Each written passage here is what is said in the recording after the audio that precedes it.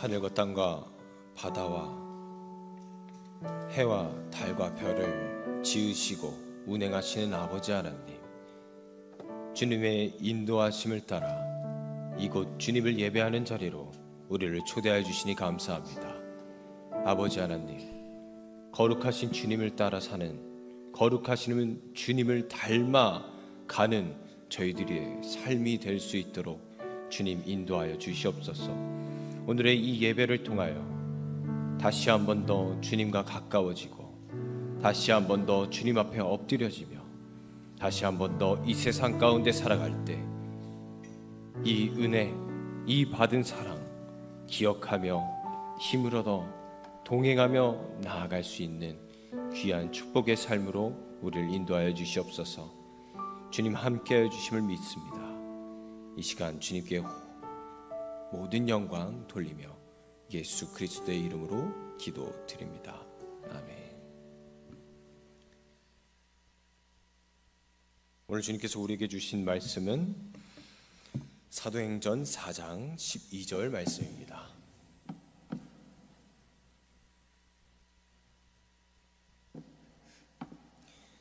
신약성경 사도행전 4장 12절 말씀, 제가 가지고 있는 성경으로는 신약성경 192페이지에 위치해 있습니다. 사도행전 4장 12절, 우리 다 찾으신 줄로 믿고 한 목소리로 읽어서 주님께서 주신 말씀 받도록 하겠습니다. 함께 읽겠습니다.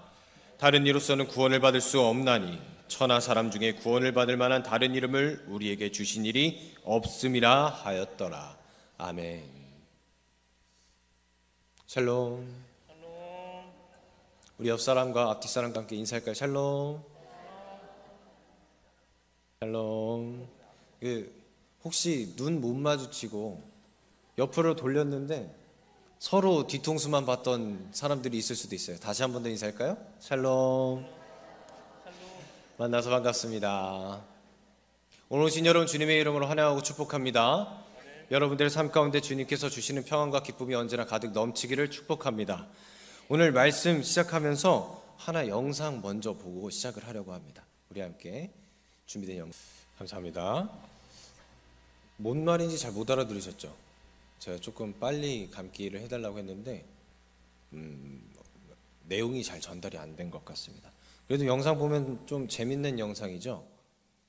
재미없으셨군요. 말이 들려야 재밌었을 건데, 보면은 불교에서는 스님이 한 분 나와 계시고, 또 천주교에서 신부님 한 분 나와 계시고, 기독교에서는 목사님 한 분 나와 계시고, 그리고 원불교 성직자 뭐라고 부르는지 아세요? 오, 아시네요. 교무. 우리 여기 써 있었어요? 잘 보셨네요. 교무라고 그렇게 부른다 하더라고요. 교무. 이렇게 각 종교에 대표되는 성직자 네 분이 나와서 담화하는 장면이 보여지는데 참 재미있습니다. 이 방송, 이 프로그램의 풀 버전을 여러분들 한번 보셨으면 좋겠어요.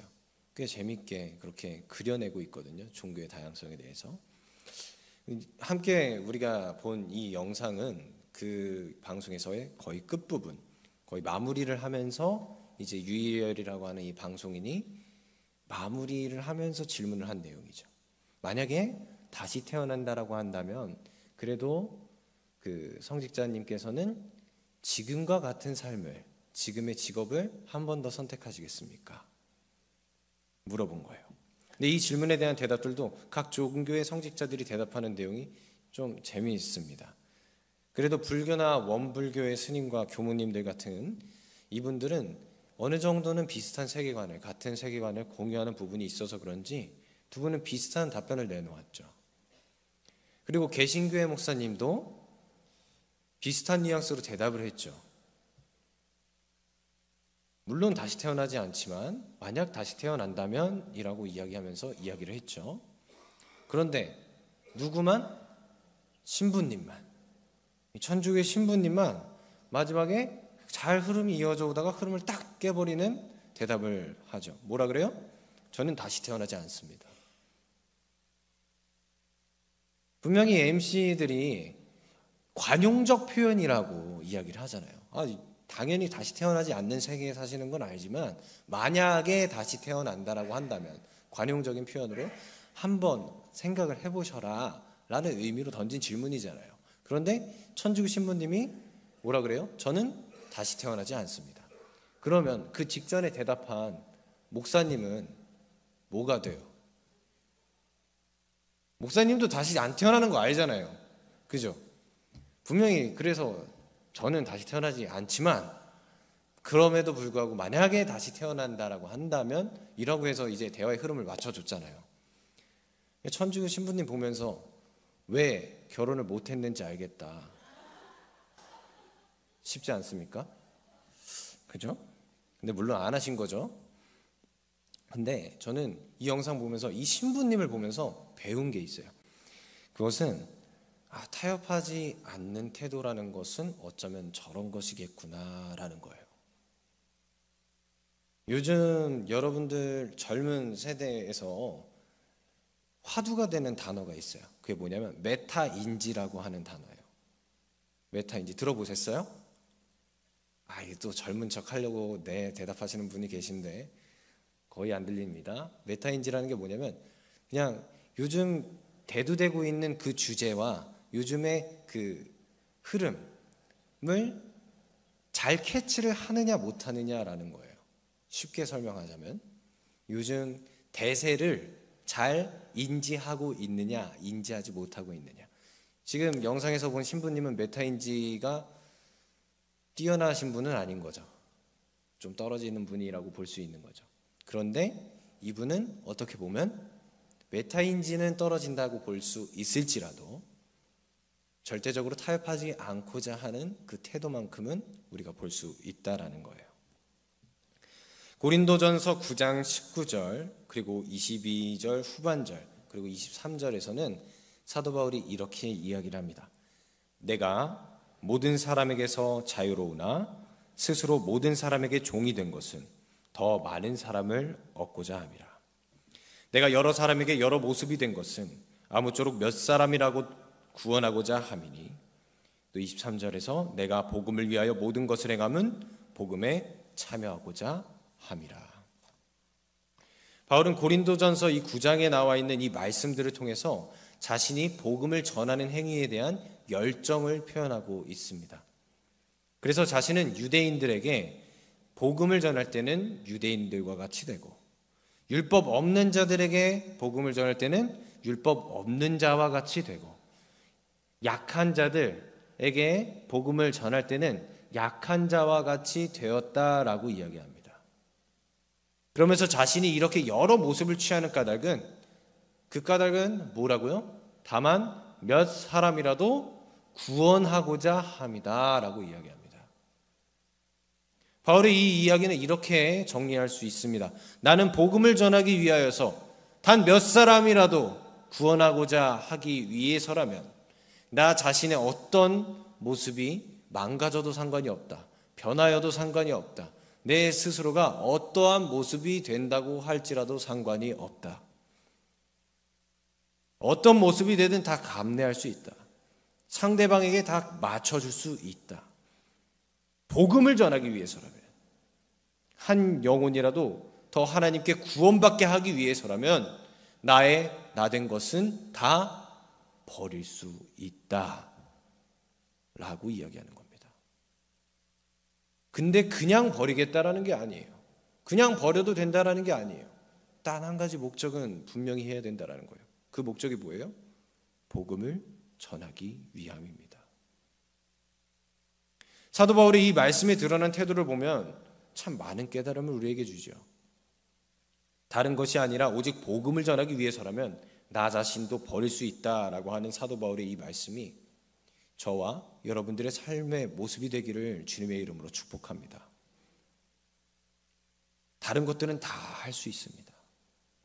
복음을 전하기 위해서라면 여러 모습으로 변하여도 괜찮습니다. 나를 나답게 만들었었던 그 모든 것들 다 버려도 괜찮습니다. 그러나 내가 오늘 살아 숨쉬는 이유가 되는 것, 나를 죄와 사망으로부터 건져주신 예수 그리스도의 복음만은 변할 수가 없습니다. 변하면 안 됩니다.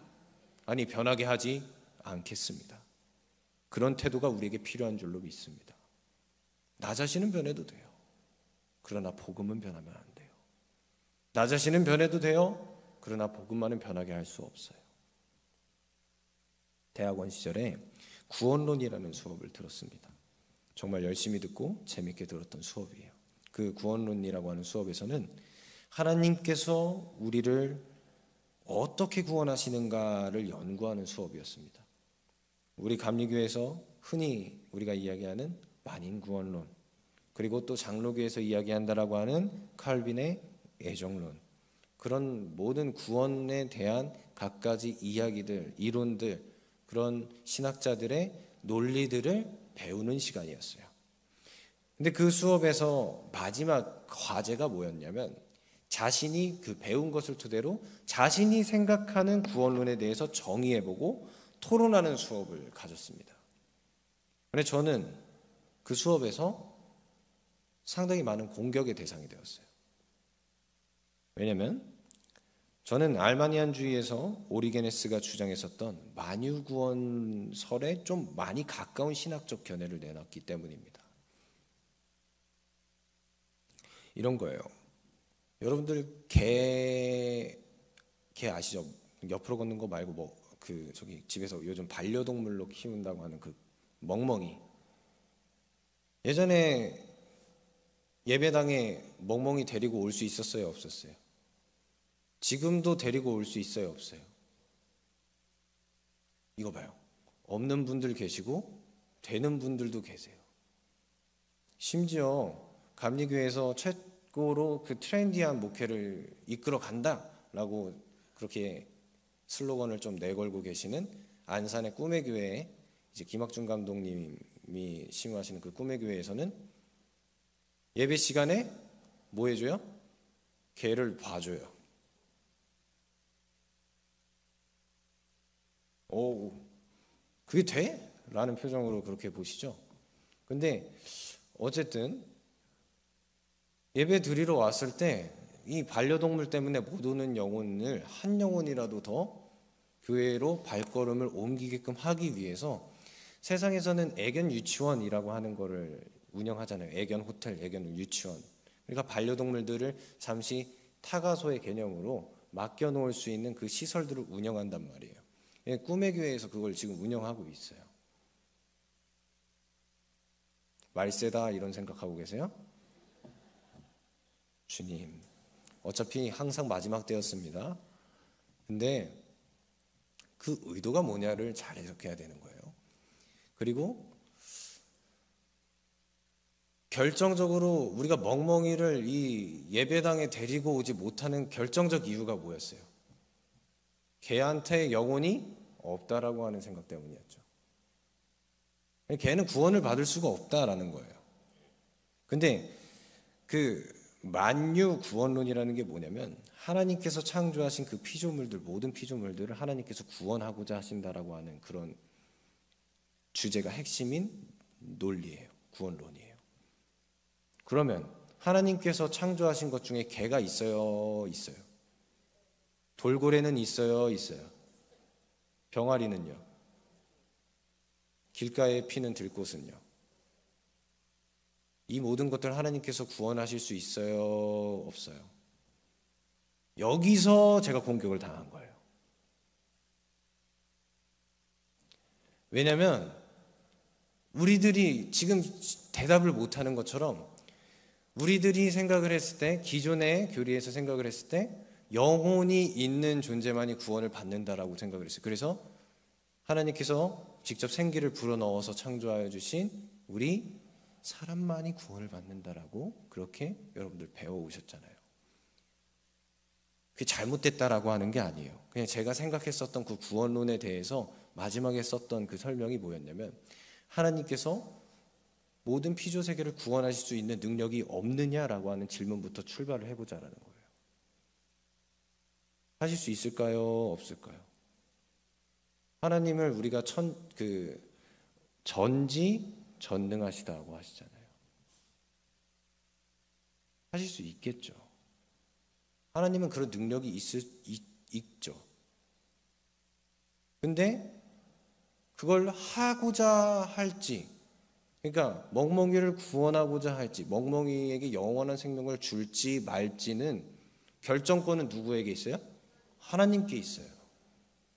이 사실은 건드리지 않았어요. 여러분들 점점 저를 향한 눈초리들이 이상해지는 것 같은데 제가 이거 마무리 좀 잘해보려고 하니까 집중해서 들어주세요. 졸다가 깨갖고 이상하게 들어서 저 이제 다음 주에 못 보면 많이 곤란해지니까.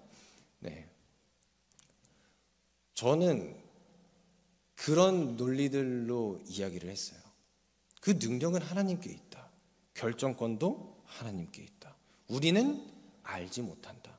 다만 내가 소망하기로는 하나님이 정말로 전지전능하시다면 저는 심지어는 스올이라고 불리는 지옥에 있는 영혼들도 하나님의 때에 재림하신 예수님께서 언젠가 구원하실 것이라고 생각해 본다 라고 정리를 했어요. 공격받을 만 하다고 생각하시죠? 그죠? 근데 제가 이렇게 이야기할 수 있는 결정적 근거가 바로 오늘 우리가 함께 읽은 말씀이에요. 사도행전 4장 12절 말씀 함께 읽겠습니다. 다른 이로서는 구원을 받을 수 없나니 천하 사람 중에 구원을 받을 만한 다른 이름을 우리에게 주신 일이 없음이라 하였더라. 아멘. 천지 만물을 다 구원하실 수 있는 분이, 그 능력을 가진 분이 하나님입니다. 그런데도 불구하고 하나님께서 그 결정권을 가지고 영혼을 가진 인간만을 구원하실지, 아니면은 정말로 제가 이야기한 것처럼 들가에 피는 들꽃마저도 하나님이 창조하신 모든 피조 세계를 다 구원하실지, 그걸 우리는 알 수는 없어요. 왜냐하면 하나님의 영역이기 때문에. 그러나 저는 이 사실 하나만은 확실하게 믿습니다. 구원을 향한 통로는 오직 예수 그리스도밖에 없다라는 사실입니다. 그래서 비록 지옥 스올에 있는 사람들도 언젠가 예수님께서 다시 재림하셨을 그때 예수 그리스도의 이름을 구주로 고백을 한다라면 하나님께서 능히 구원하실 수 있다라고 하는 거예요. 그게 맞다는 건 아니고 그렇게 생각을 할 수 있다라는 거예요.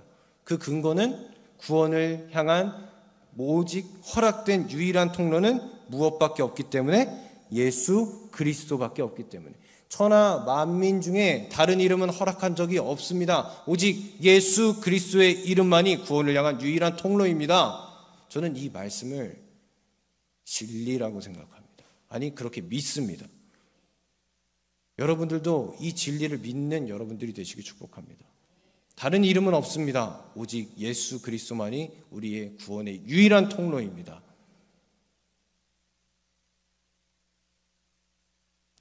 그래서 저는 다른 것들은 다 타협할 수 있고 다 수용할 수 있다는 거예요.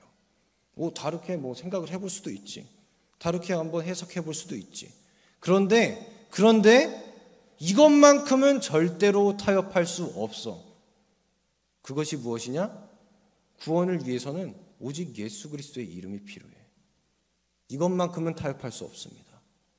그리고 이것만큼은 절대로 변하지 않는 진리라고 믿습니다. 몇 년 전에 청소년 아이들에게 유행했었던 유행어가 있어요. 그게 뭐냐면 응, 아니야 라고 하는 거예요. 한번 따라해 보시겠어요? 응, 아니야.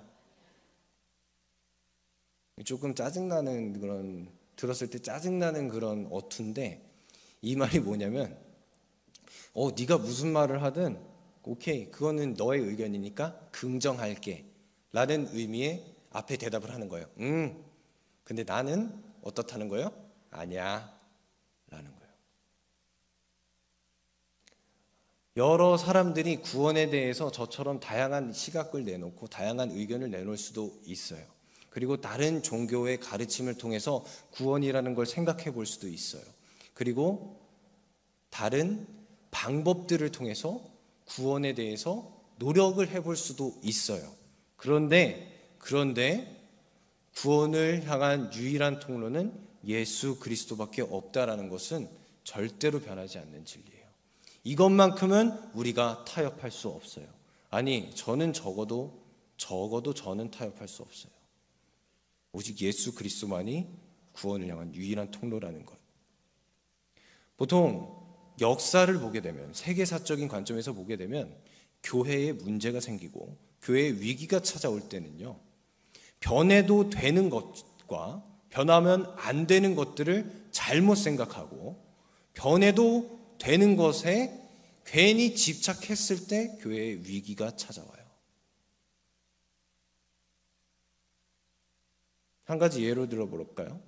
여러분 드럼 쳐도 돼요? 안 돼요?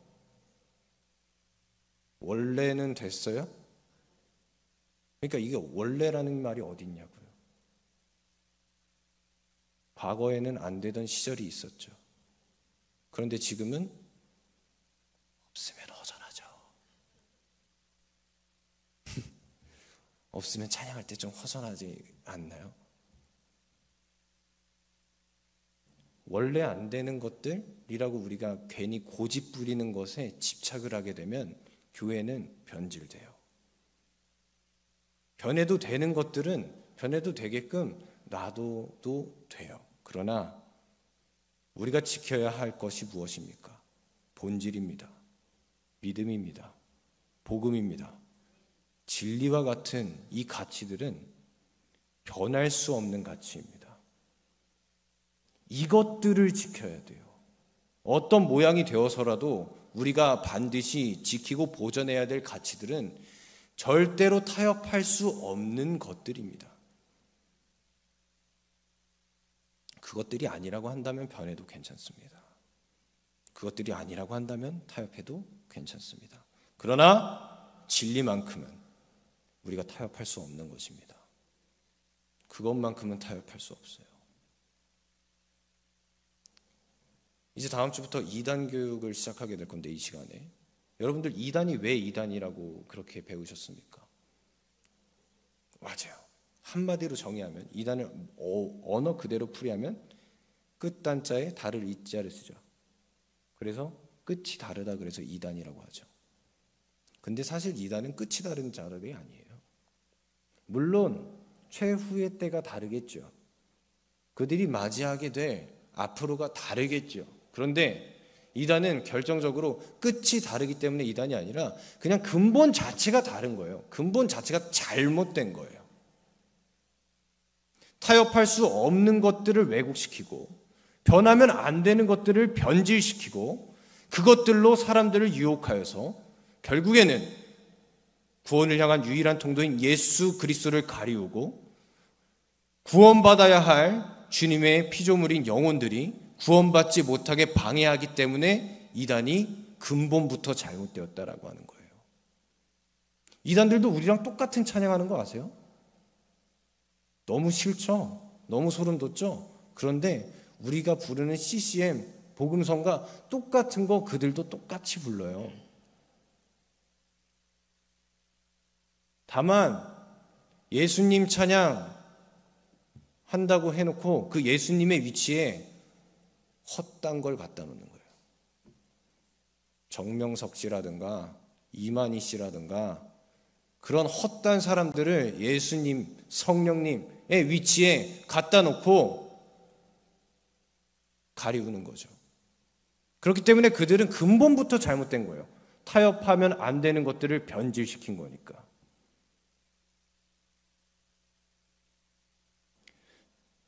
요즘 포스트 모더니즘 사회라고 이야기를 합니다. 진리라는 것은 없다라고 이야기하는 사회예요. 이제 그런 세대가 도래한 지 벌써 꽤 됐어요. 다양한 의견만이 존재한다라고 이야기합니다. 그래서 기독교도 하나의 의견이라고 이야기해요. 그러나 저는 그렇게 타협할 수 없다라고 생각합니다. 아니, 그렇게 믿습니다. 아니, 우리도 의견을 이야기할 수 있죠. 우리도 의견을 이야기할 수는 있어요. 그러나 우리가 믿는 진리만큼은 믿음으로 선포할 수 있어야 된다라고 그렇게 고백합니다. 사랑하는 성도 여러분, 세상에서는 많은 기준들을 가지고 우리를 유혹하며 넘어뜨리려 하고 또 우리와 타협하려고 합니다. 여러분들에게 계속해서 시험이 다가올 거예요. 아까 이야기했었던 멍멍이를 봐주는 그런 시스템이라던가, 나의 상식으로는 도저히 이해가 되지 않는, 나의 그동안의 신앙적 관습과 신앙의 모습으로는 도저히 이해가 되지 않는 것들을 계속해서 세상은 질문할 거예요. 여러분들에게 시험을 통해서 여러분들을 넘어뜨리려고 유혹할 수도 있어요. 그러나 고민해 볼 순 있지만, 순간적으로 흔들릴 때도 있을 수도 있지만, 이것만큼은 기억한다면 절대로 넘어질 일이 없다라고 저는 그렇게 믿습니다. 그것은 바로 변하지 않는 진리, 타협하면 안 되는 진리, 예수 그리스도가 구원의 유일한 통로라는 것, 다른 이름으로는 구원받을 만한 이름을 주신 적이 없다라고 하는 그 진리를 믿음으로 지켜내는 저와 여러분들이 되어서 우리에게 찾아오는 수많은 유혹과 환난과 핍박 속에서도 우리의 믿음을 잃어버리지 않는 주님의 자녀들이 다 되시기를 주님의 이름으로 간절히 축원합니다. 타협할 수 있는 것과 타협하지 못할 것들을 분별하여서 우리의 믿음을 잘 지키고 우리가 믿는 변치 않는 진리를 우리 삶 가운데 잘 드러내며 전하는 저와 여러분들의 축복의 삶이 되기를 주님의 이름으로 간절히 축원합니다. 함께 결단에 찬양하고 기도하겠습니다.